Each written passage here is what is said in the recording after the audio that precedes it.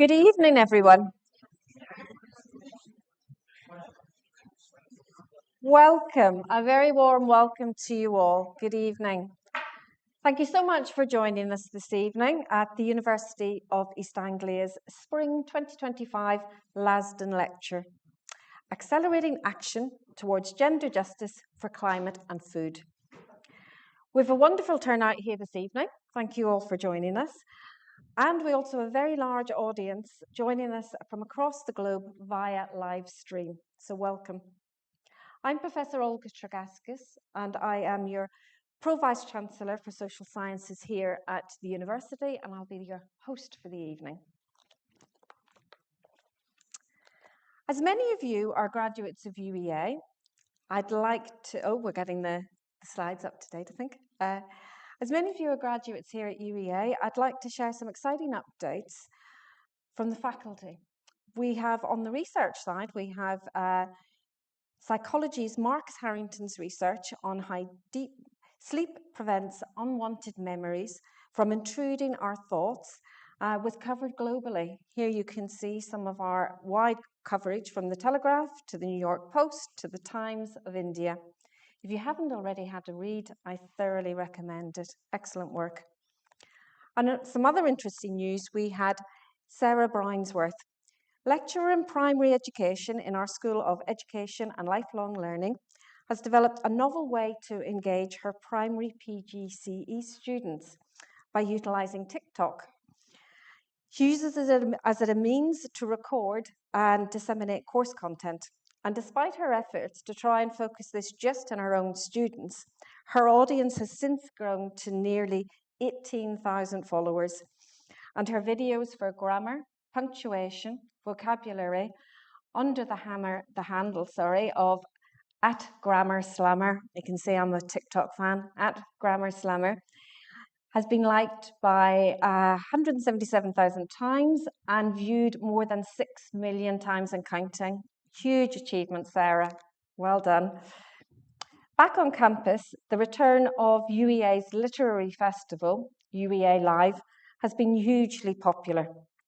There are still 2 more events this year: bestseller Natasha Brown's new novel, Universality, and acclaimed cookbook author Kate Young rounds out the season with her first novel, Experienced. Moving on to an interesting update from our Development, Alumni and Campaigns Office. University advancement programmes and philanthropy, or charitable fundraising, has been at the heart of UEA's journey since 1963, enabling us to expand educational access and support pioneering research in areas such as climate change, medicine, over our last 60 years. In the 1970s, our climate researchers were amongst the very first to study the human impact on global warming. They dared to do different, and their successors continue to carry that mantle.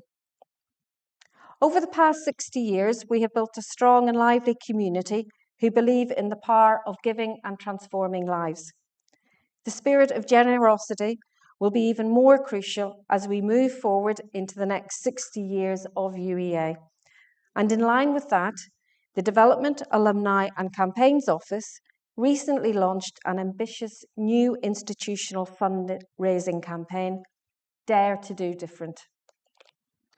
The campaign, spearheaded by the UEA Chancellor, Dame Jenny Abramsky, supports UEA's Vision 2030 by focusing funding on the university's key strengths: climate change, health and medicine, creativity, and our campus and student experience.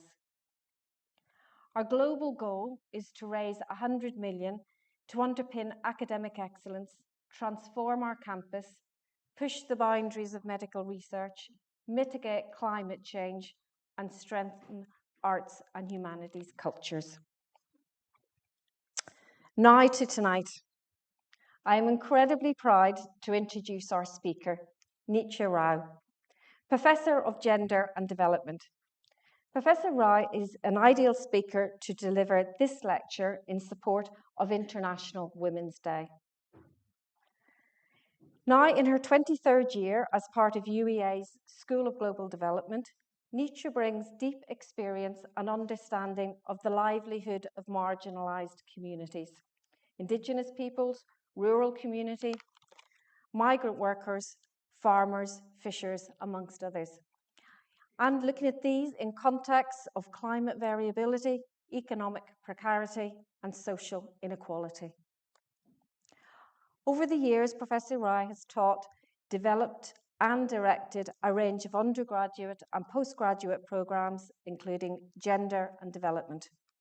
She has supervised over 30 PhD students to completion, many of whom are now professorial colleagues at universities throughout the world, or are working in influential positions in national governments or multilateral agencies, all striving for equality and justice, daring to do different. Driven by commitment to social and gender justice and women's rights, her work has a strong focus on the impacts of change and innovations in improving well-being of people, especially ensuring food, nutrition, and livelihood security. She has published extensively on these themes and engaged with policy and practice on the ground.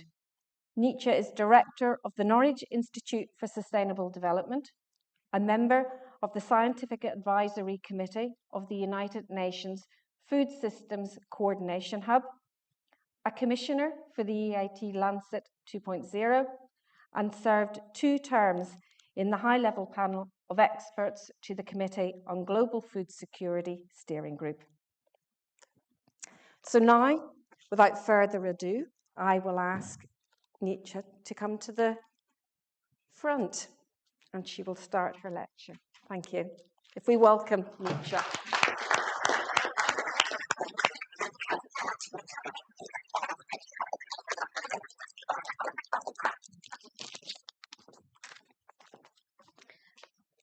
Thank you so much, Olga, for that very generous introduction. And it's lovely to see so many of my friends, old friends, colleagues here. I really appreciate your being here. So good evening to everyone. In fact, this morning when it started snowing a little bit, I was worried that most people, we might have an empty hall here today. But it's really nice to see so many of you here. I'm delighted to be giving this year's Lasdun lecture on the occasion of International Women's Day. It is a landmark year because it's 50 years since 1975 was the first International Women's Year and International Women's Day, and it was celebrated in Mexico City. And that whole year was assigned as an International Women's Year. At that time in 1975, there was very little data or information on actually what was going on with the status of men and women globally, but it did spur a lot of action.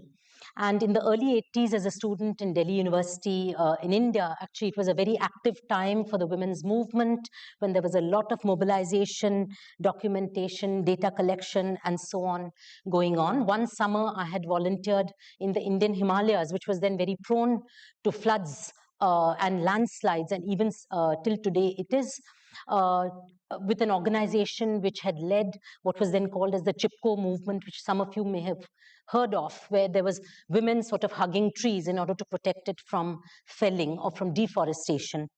It was quite a life-changing moment, though at that time I hadn't yet started thinking really about the links between women's actions, the environment.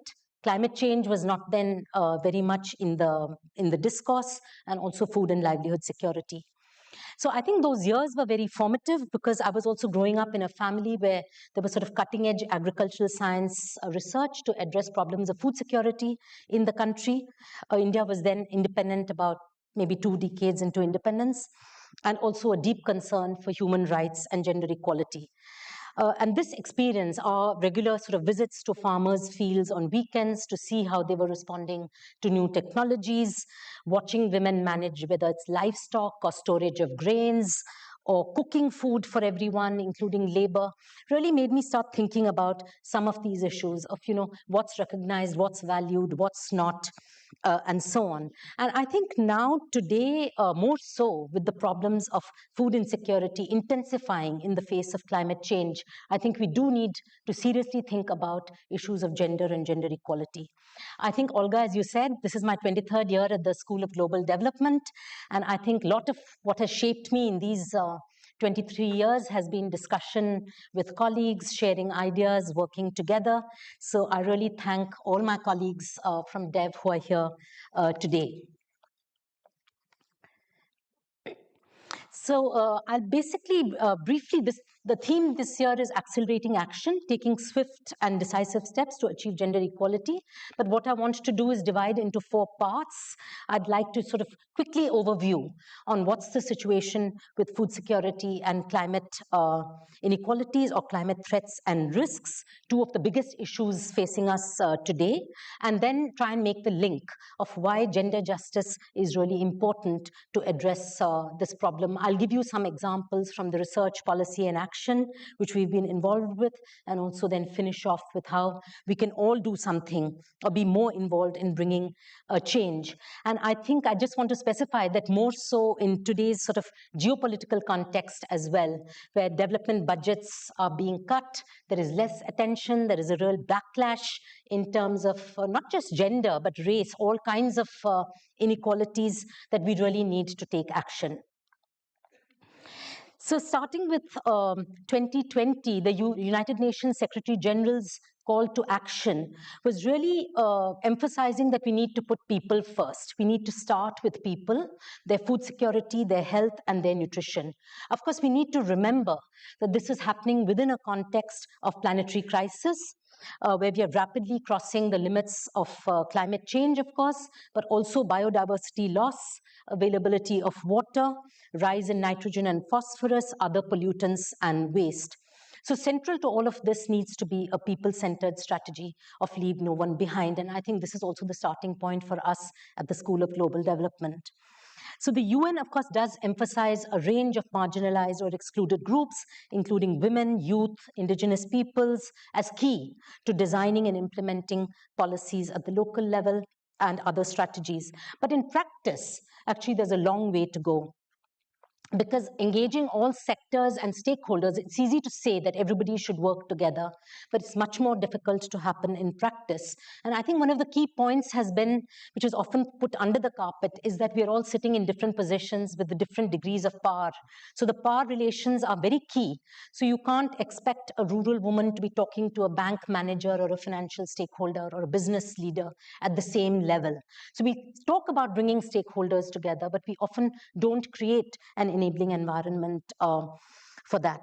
So I think sometimes there are very simple things that we tend to overlook.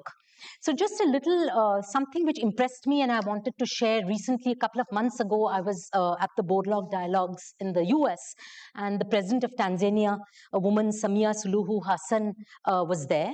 And there was all this discussion about food security in Africa.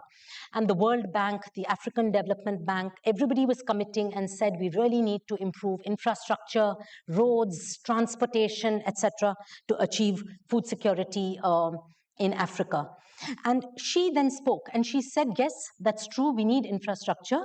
But she said that in Tanzania, I first want to focus on clean energy and drinking water in all rural areas, because this will really enable women to perform their domestic roles and also then free up time for engaging in farming and other practices which can then improve productivity. So I think both were talking about infrastructure, but infrastructure from a very different lens.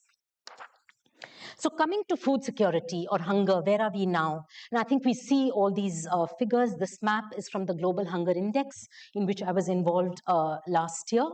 Of course, there's been a lot of progress globally, but 36 countries, mostly in South Asia, Sub-Saharan Africa, still at serious levels of hunger, and 6 countries all at alarming level, the dark orange which you see. Approximately 282 million people, so that's a large number, were experiencing an acute food crisis last year. And this has been on the rise for the last 5 years, with more people at the risk of starvation in a number of states and territories. And unfortunately, situations of conflict is only aggravating this. So we see in places like Gaza, Sudan, Haiti, Burkina Faso, Mali, South Sudan, where unfortunately food and famine have become weapons of war, that they are being used to actually punish or to deal in sort of circumstances of war. So there are different ways of looking at statistics on this page. And as I said, while we're making progress in terms of hunger, or what would be called technically as undernutrition or serial calorific adequacy, you still find that large numbers, 390 million adults globally are underweight, 148 million children are stunted, 5 million children don't reach the age of 5, and so on. These figures are quite stark. At the same time, we have the problem on the other end of obesity, which has become much more prevalent, and including in this country, though it varies by region, age, etc. And the last 10 years has seen a significant decline in underweight, but an increase in obesity from 12 to 16%.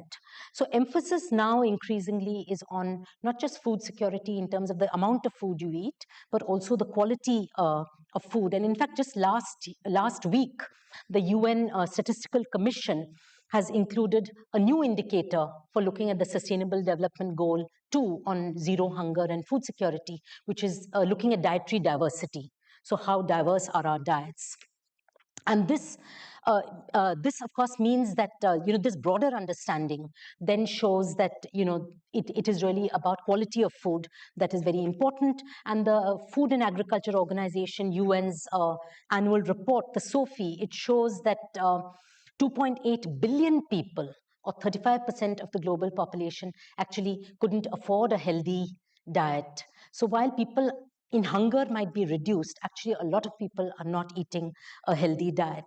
And some of it is because of affordability. So there's also been calculations around this, that a healthy diet costs much more than the poverty line. So in 2022, 3.96 equivalent US dollars per capita was what was needed for a healthy diet per person per day, whereas the poverty line was 2.15 US dollars. So almost 70 to 90% of people in sub-Saharan Africa and about 50% of people in South Asia, even if they're aware that they need to eat a diverse diet or a healthy diet, they can't really afford it.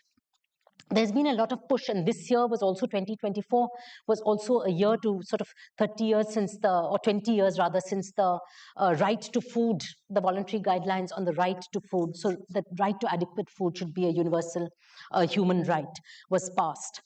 Of course, following from the 1966 International Covenant, but only 19 countries in the world actually have explicit right to food legislation, which then makes the state or the government responsible for providing adequate food to all its citizens. So it's still part of the global human rights agreements, but of course this then remains largely unenforced and unrealized. So I think coming to climate and climate change, this, of course, has been aggravating the problem of food. This is going to sort of move slowly, hunger and food insecurity. So these predictions were made by Project AgMIP based at Columbia Climate School or Columbia University in New York, that they made with a range of scenarios on global warming and temperature rises. But what this slide shows, if you just observe the colors, it's quite nuanced, is that the effects change with the different crops and across different regions of the world. So maize, which is the bottom map, grows in the tropics, and of course a rise in temperature is going to affect the yield negatively. It's all getting red by the end of this by 2099, whereas wheat, which grows in cooler climates, with the warming, actually the season of cultivation will expand, and there's likely to be much more increase in yields. These models, of course, are still simplifications of reality, because other problems could arise, like there could be increased pests, there could be disease. It also shows sort of extreme levels, this model, in terms of emissions, where farmers are not doing anything to mitigate or adapt. And we know this is not true, that farmers also take action, they are mitigating.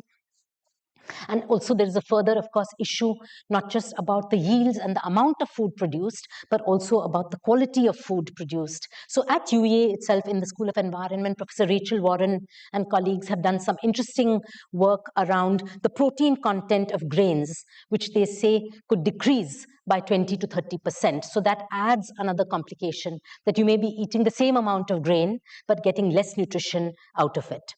And this is, of course, not all. So while climate affects food security, I think the other way around also works, in which food security, or the food systems, as we call it, right from production to our own consumption, also affects climate. So the figures are that almost 1/3 of all global greenhouse gas emissions come from the food system, from different parts of production, about 45%, pre and post production, and also land use changes, because we are bringing in more and more land into cultivation. So I think that this is largely due to industrial agriculture, to the use of chemical fertilizers and pesticides, intensive use of water. So 70%, agriculture uses 70% of all fresh water. And also, of course, leading then, as we turn more land into cultivation, it also leads to a decline in biodiversity and loss. So 1 million animal and plant species are threatened with extinction. In fact, last week I was in a meeting which was doing a global plan to rescue vegetables globally. And I think it was shocking to hear that, at the beginning of sort of 1900, 1903, that there were 493 varieties of lettuce or 463 varieties of radish. And 80 years later, this is kind of reduced to 36 varieties and 36 of lettuce and 27 of radish, respectively. So more than a 90% kind of decline in terms of the diversity of what we have left in the world. So, of course, there are pushes to regenerative approaches to agriculture, but especially in countries which are highly food insecure. And this is some kind of a problem that there is a concern that if you move to regenerative approaches, you will actually lose yields. And therefore, there's a lot of reluctance from many countries in sub-Saharan Africa and so on to move towards regenerative agricultural approaches. And I think here too, there is a need for a shift in thinking towards calculating the true costs of food, which include environmental costs and not just the input-output kind of thing. But often this graph I also wanted to show, because if you say that 33% of greenhouse gas emissions is from agriculture, often there is a tendency to blame the farmer, who's often the poorest and increasingly a woman. So I think we can't afford, we need to look at it more systemically rather than saying that, these women farmers are really bad and they're doing unsustainable practices.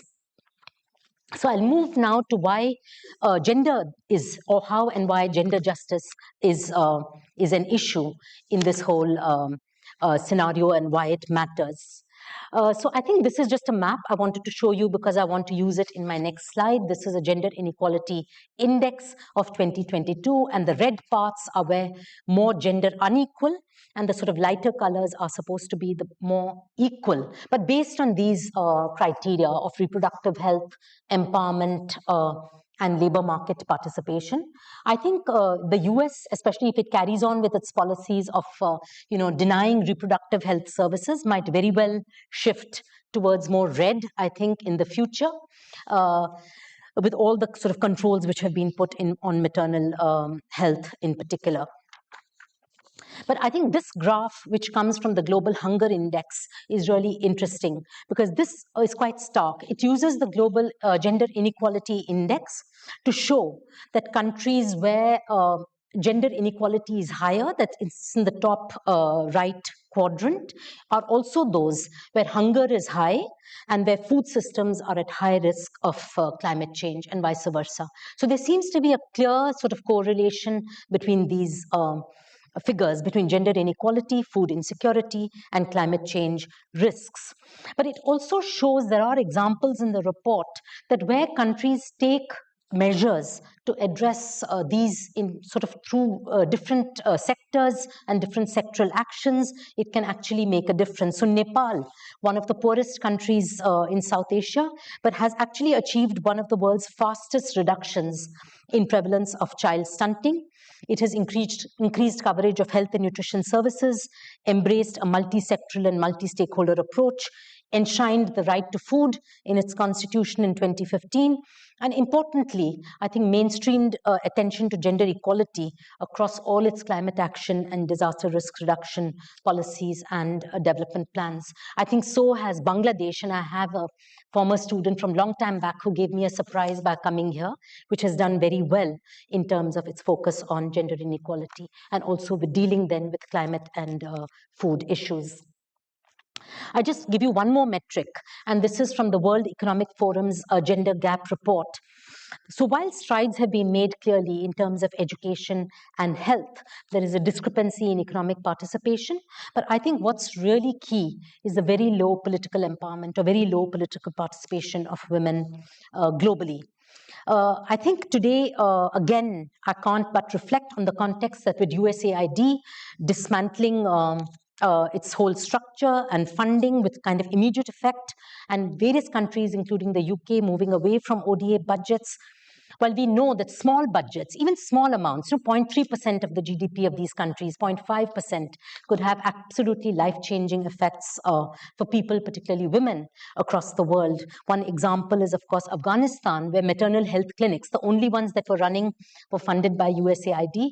And as of the last 3 to 4 weeks, they've all been shut down as the funding shut down. And you wonder when you look at the statistic that actually if women had been more active in politics, or if there were more women in politics and in leadership positions, would it really have been the same?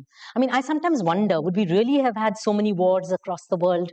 Would we have had really, this kind of prioritization, which goes against all the evidence that we've had to date in terms of how development takes place? So having said that, there is a global awareness, of course, as I said, last 50 years on a more positive note in terms of gender equality. There has been a lot of progressive policy across different countries, across different states, but a number of issues still do remain. I think one thing I think the second point is really in terms of food, that we find the studies show, not many studies, but the studies that do exist, show that actually there's a 20 to 30% productivity gap in agricultural productivity between farms that are cultivated by men and by women farmers. And this is due to many different reasons, including lower returns to labor in terms of wages, lower access to productive assets like land or credit, and so on. With the loss, I think, again, the UN has estimated that because of this, actually there's a global loss of about $1 trillion to global GDP because of not paying attention to gender equality. The other thing we see that despite all the progress that has been made, I think high rates of gender-based violence persist. And this is getting worse with climate stress. So the UN has predicted, it's again a shocking figure for sub-Saharan Africa, a recent report, that there'll be a tripling of intimate partner violence as a result of climate stress by 2060. And I think we really need to understand what will drive this and how can we actually take action to mitigate it. Is it because people are losing employment or men are losing employment, or what's really going on that's going to lead to this tripling of intimate partner violence? So I think the Global Gender and Climate Alliance has also reviewed several studies and said that women are at higher risks across a range of variables in relation to climate change hazards, but particularly in terms of health and food security, partly because of the roles that they perform, which is they're responsible for domestic and care work, they're responsible for putting food on the table, they're responsible for fetching water, and at the same time, they access all these resources and opportunities. And of course, this is being aggravated by larger structural factors such as conflict, which I already mentioned, but things like market concentration, a few companies controlling what's to go into supermarkets, what's going to be consumed, and so on, trade disruption, global competition, but also today this rapid sort of reversals because of this backlash on gender and on equal rights, which makes it even more imperative, I think, for each of us to take urgent action to protect rights.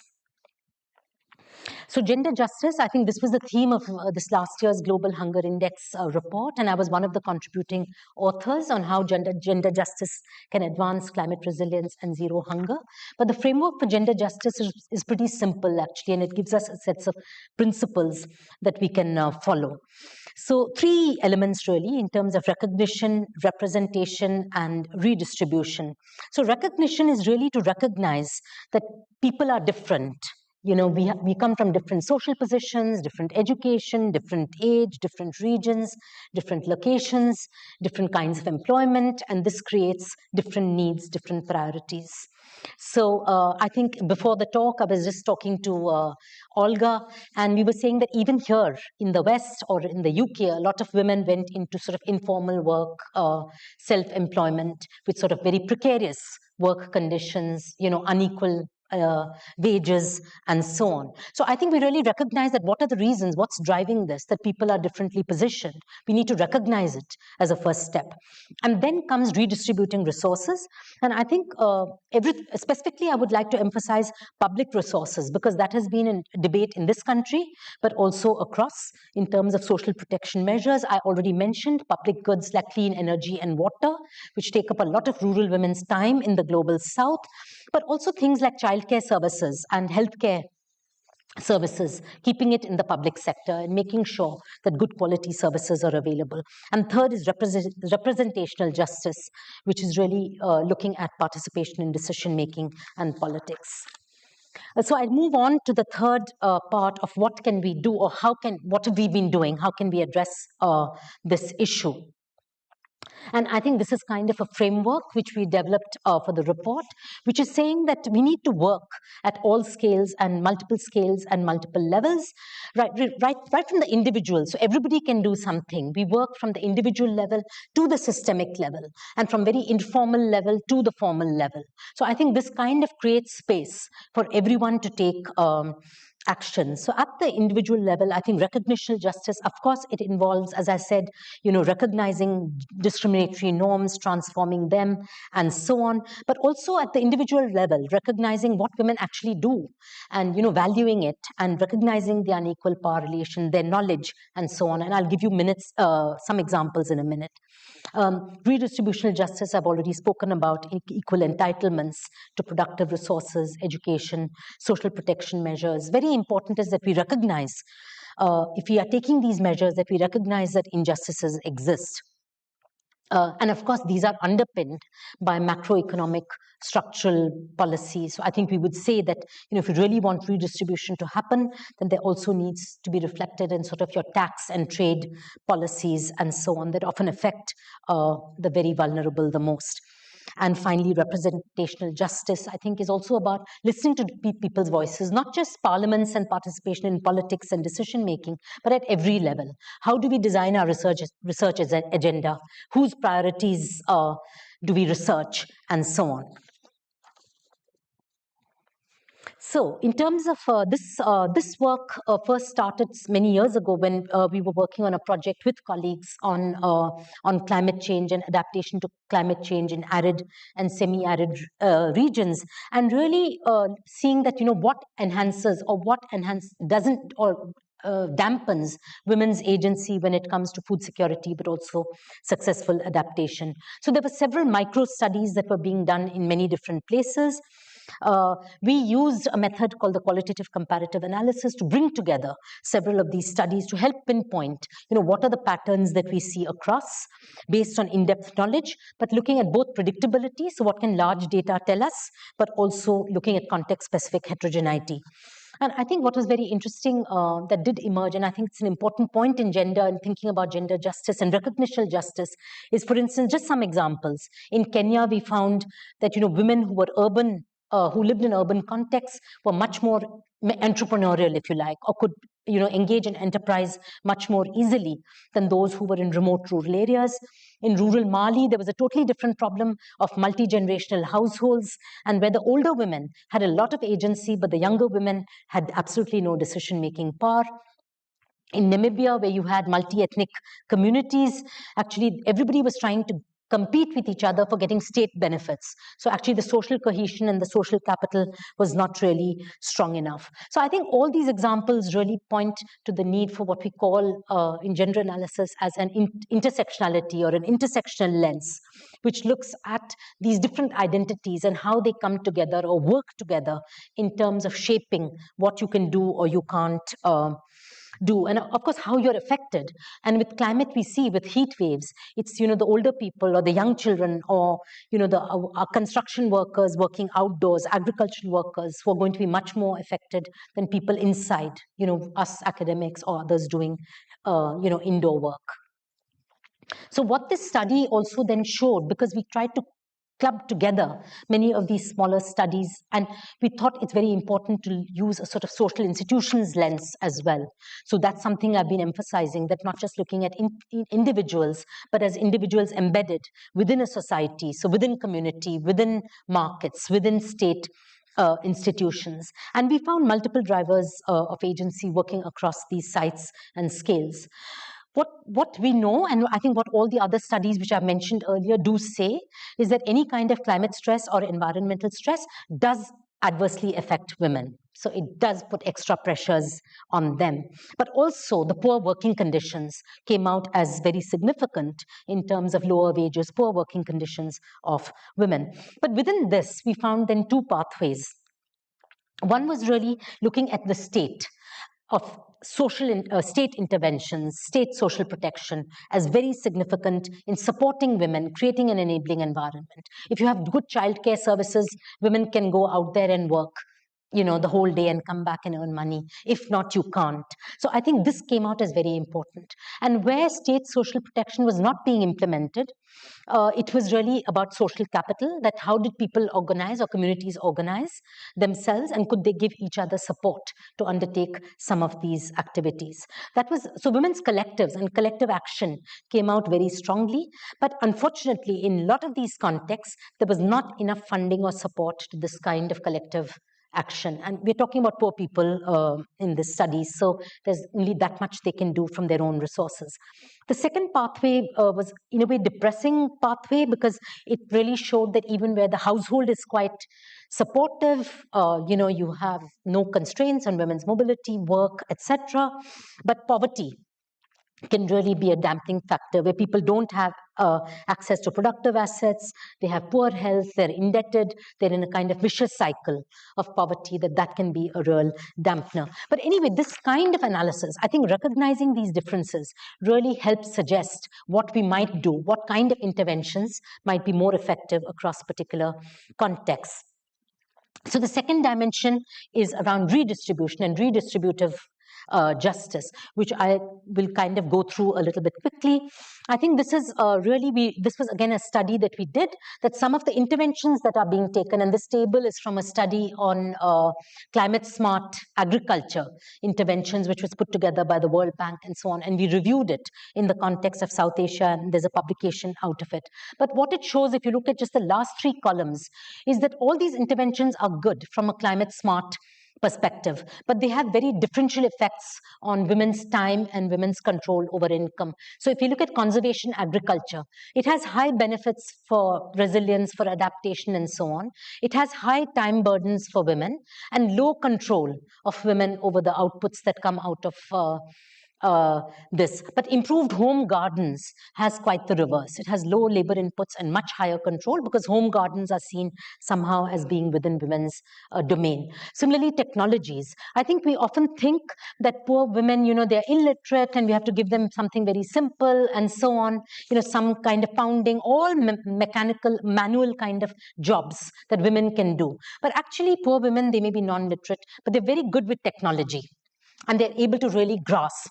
And this can really help in terms of taking forward. So a couple of examples here in terms of one on the top is around women trained as a para-vet or a para-veterinary services. And this kind of led to both reduction in emissions by 15%, increase in protein content in milk by 0.5 to 1%, and also the improved health management of these small ruminants cut deaths by 20%. So I think there are clearly gains coming out of this.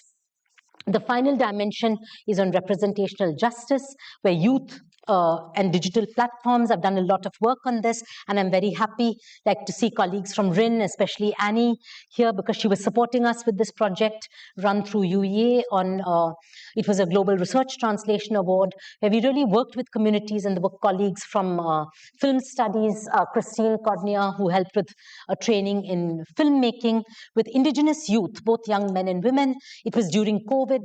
They documented a host of sort of local foods, cultivated, uncultivated, and so on. It helped legitimize their local knowledge. It helped challenge stigma. And I think they were really happy. Otherwise, they were sort of alienated from this tradition, local, it's all backward, it's not modern. But actually giving them the digital tools really helped empower them. And there's an example there. That time when I led the 2021, I was the sort of convening from the behalf of the HLP, the report on youth and youth engagement. And we decided to have, it's a call that goes out for experts. And we actually had half of the writing team was youth. So they were not very senior academics. The lead was a senior academic, but a lot of the writing team were youth, and they really wanted to shape the report. So they insisted that they wanted a chapter on digital learning. We were sort of thinking about, okay, constraints of land, credit, education, more old-fashioned. And they said, no, we want a chapter there on digital tools and digital learning. The other things about representative justice, which is a kind of a stretch, but I think just getting diverse voices together, I think this is something we do a lot in Dev, but also we did in this project of working across disciplines. So on the one hand, we bring in the community voices, but also in this case, because they had collected all this local foods and we were looking at food security, we got nutritionists to work with us to sort of look at the nutritional content. They produced a recipe book, and then with the sort of macronutrients. We didn't want to romanticize, so there were some problems also with the local diet, especially protein deficiency. So that became an advocacy point that we need to advocate for protein. But they also then we partnered with NGOs to share in community workshops and so on. And the final one, I think for us at UEA and especially NISD, my colleagues of NISD have been very helpful. Natasha Grist, Rin, all of them are here. Matt, that this is a project that we have recently started with the Nourish Research Park, the John Innes Center, which is really on breeding and genetic innovations in terms of wheat. I mean, what does this have to do with gender? But of course, we do have a component because, as I said, a lot of the farm labor today are women, but also a lot of the people who are going to cook this harvested grain are women. One of the objectives of this program is to look not just at pest resistance to rust with climate change, but also how can we select varieties of wheat which have improved iron content. And to look at, especially to address issues of iron deficiency anemia. So we're working in Pakistan, Kenya, and Egypt, where this is a big problem also for a lot of women. So I think there are cases where we can bring in, I think our key is really take a demand-driven approach, talk to women also as sort of consumers and producers of research, and not just, designing it amongst ourselves. Have I run out of time? So maybe, okay. So I'm going to end soon. So to give a little bit of time for this thing, I can skip over about just building women's leadership and collective action is very important. So the last part, and just take 5 minutes to do this in terms of what are the opportunities for us to act. So I think data is very important. And I think especially today, when a lot of data sources are being shut down. I just heard last week from a colleague in the US that a big data source for many of us, which is the demographic health surveys, the DHS, the funding to the DHS has been shut down by the USAID, and this was a big source of data on women's health, nutrition, etc. So how do we deal? I think we keep saying that we need data. How do we deal with it? And I think there are lots of initiatives now coming up towards trying to put together data to enable action and to enable decision making. So this is one such, the Food Systems Countdown initiative, which has a global dashboard. Everything is in the public domain with country diagnostics and so on. But of course, even they depend on the data for some of these other big surveys. So I'm not sure how this is going to work. I think a second is once we have the data and we have the research, how do we communicate it at different levels, at the local level, but also, of course, at the global level. And I think won't really go into this, but the two initiatives with which I've been associated, one has been the high-level panel of experts to the Committee on World Food Security, bringing in themes that are important. So one of the themes I was able to bring in was around urban and peri-urban farming and agriculture and issues of urbanization, which is often ignored in discussions on food security. And then the Eat Lancet Commission, if people are interested, I can talk about this later. And the third is then how do you get it into the sort of policy making process? And this was one where we were kind of successful, where the Committee on World Food Security, actually in 2023, it brought out a voluntary guidelines on gender equality and women and girls' empowerment in the context of food security and nutrition. It is a voluntary guideline, so it's not compulsory. However, it's quite heartening to see that countries are taking it on board and trying to sort of even voluntarily report on the progress on this. So this was just my concluding slide on, we need to think, if you're really thinking about justice and equality for climate and food, we need to take a bottom-up approach. We need to start with people. It'll automatically become multidimensional and multidisciplinary because people, we all have so many different needs. So I think if we put that as the starting point, then we find the linkages and we work to the linkages. Also interdisciplinary and transdisciplinary research.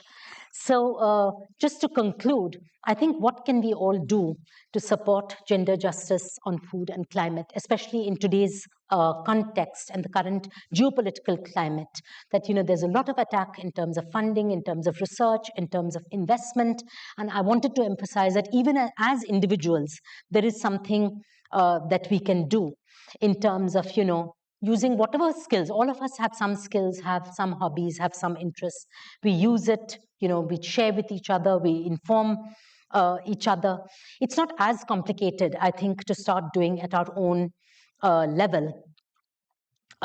Join groups who are championing issues that you're passionate about, speak about it in everyday lives and in the workplace. And I think I just wanted to conclude by saying that I'm very happy to note that next week, actually, our UEA students are organizing the first ever Climate Week at UEA. And this is an entirely student-led initiative, and that's so great that you do whatever you can at your own level. Similarly, we are organizing in June a gender conference, again to really reflect more seriously within the academic community on what are the challenges, what are the backlash that we're facing today, and how do we strategize to face that. So thank you all very much for listening. And if you have any questions, I'm very happy to take them.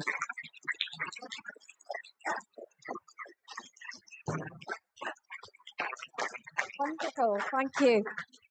We now have an opportunity to open up to questions, and we have an audience, as I said, online. So if there's any questions you'd like to ask online, please do through the chat system, and we'll try and pick those up as well.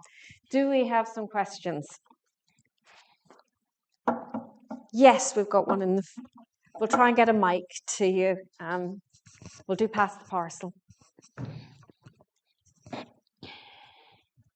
Thank you, Nitya. It's really a good opportunity for me to, after 20 years, to be able to join your session. I was her student 20 years ago at EVA.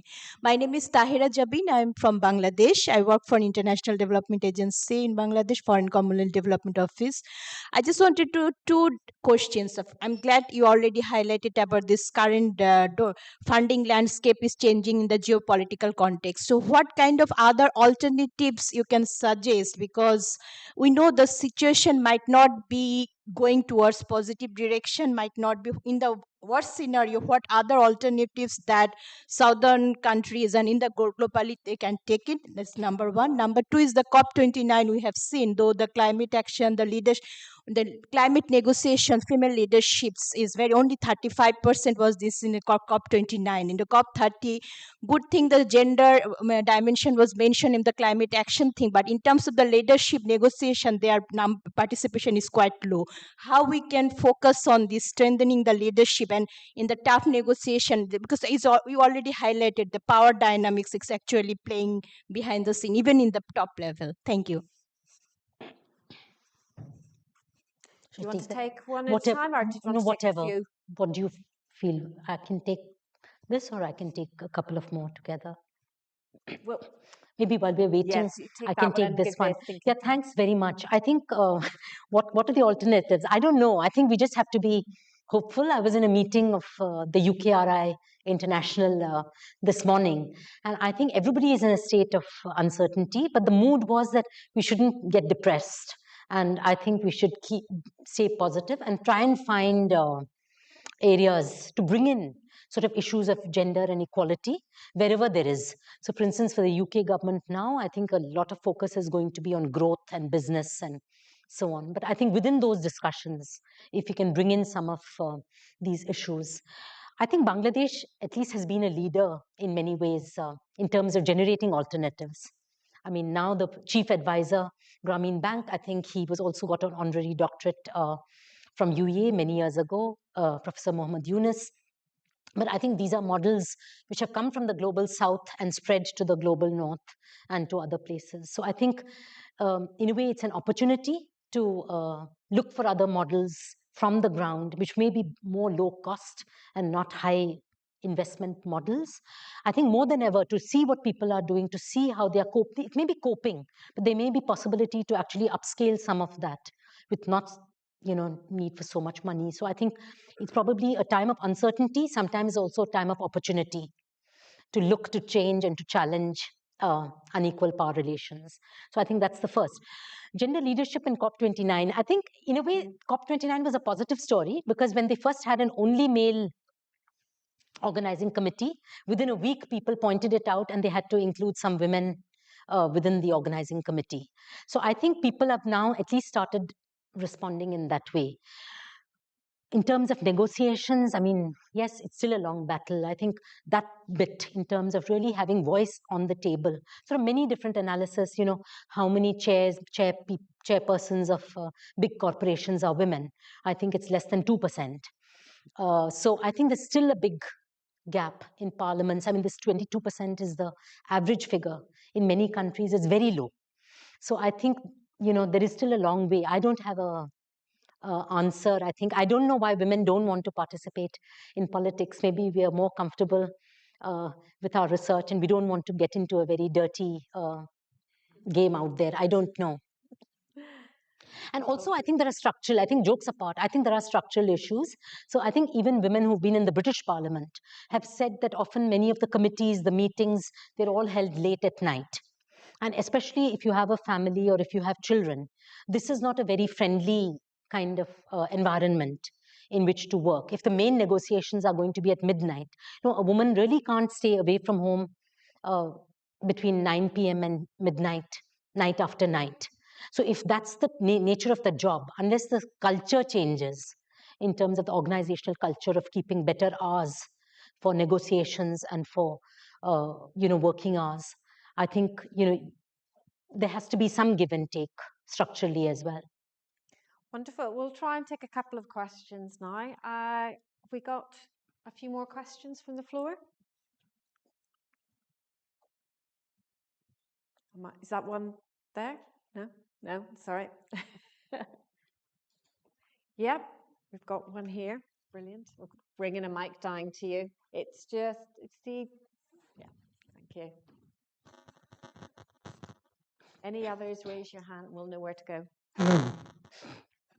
Thank you for giving us lots to think about. Do you think if we're going to have a serious, honest discussion about this, we must take into account the pressure the global population puts on the planet and food security? Did you get that? Yeah, okay. On global population pressure and food security. And do we have another question? Yes, in the same row.